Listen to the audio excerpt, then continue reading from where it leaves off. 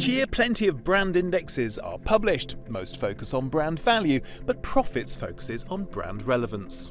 Brand Relevance Index tracks and measures how relevant brands are to customers in the world. We use it to benchmark brands against each other, but also, more importantly, it gives us a clue about how our clients' brands and other brands in the world can become more relevant to their customers. It tells us, for example, if a brand isn't engaging emotionally, or doesn't have a purpose that people share, or isn't around when they need it. We'll know that, and once we can see that, we can start to find ways to get that right for customers. Relevance is important because a brand is asking consumers to spend time and money with them, so it's a measure of customer experience. The survey covers 45,000 consumers in the US, UK, China and Germany. The important measures are identified from the survey itself. We might ask people about whether the brand is trusted or whether they have products and services that are better than the competition. More broadly, we ask questions around how engaged those brands are with customers, how much they bother to really understand what customers want. We ask questions about whether the brand is available to them. We ask questions about whether it innovates enough and creates new experiences well enough. And we ask questions about whether it stands for something that they can share and believe in, trust and purpose. In China, Alipay and WeChat dominate. Elsewhere, it might not come as a surprise who's at the top. What's perhaps more interesting is why. So the top three globally are Apple, Google and Android. I don't think it's any surprise that those brands are so prominent in the index, and it's true of other ways of measuring brands too. They all really love their customers and are always thinking of new ways to delight their customers, and people feel that. We measure something we call pragmatism, which is availability, and those brands are in your hand and in your pocket and with you all the time, and that matters a lot. If people are willing to invest that time with a brand, it has to be super relevant to them. I think that people perceive Apple and even Google as standing for something important and valuable in their lives. They understand their customers well by tracking data and using data to learn and personalize things. So a highly personalized experience that's just for me and in my pocket is what makes a brand relevant.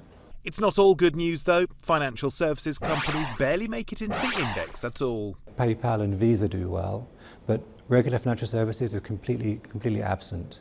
And we think this is an opportunity for new players to come in and take the place of banks and force banks to reconsider how they engage with customers, how they can be relevant in the future. But there are also some surprises, with bath product maker Lush doing particularly well. Lush has always been something which has been a great indulgence, a kind of bath time moment, and everyone sees it as that. But they've done incredible work to make it a much more experiential brand. Their flagship stores are kind of now an afternoon out. The range of services they offer are really great. Lego has been building a following by appealing to more than just kids through cinema releases, theme parks and becoming a digital platform too. And even Dyson does well. Who knew we'd love our vacuum cleaners so much?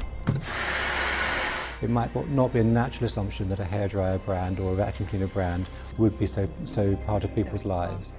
And it shows that you can take something which is everyday and through good design and good experience and excellent customer service, deliver something which people really engage with and identify with.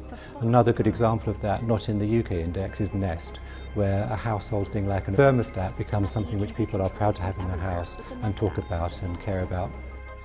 Volkswagen and Samsung were recently in the news for the wrong reasons, but the index suggests this is where brand relevance diverges from brand value.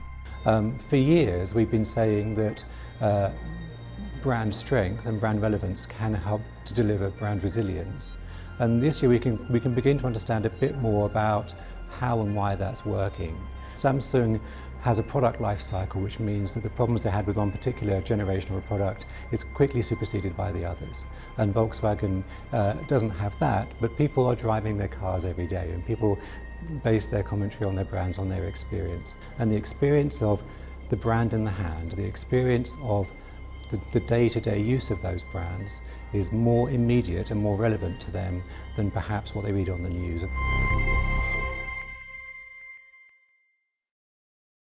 Hello, I'm James Wright. Thanks for watching Marketing Media Money. To check out more online videos, just click on the boxes and don't forget to subscribe to the CNBC Life channel at the bottom of the screen.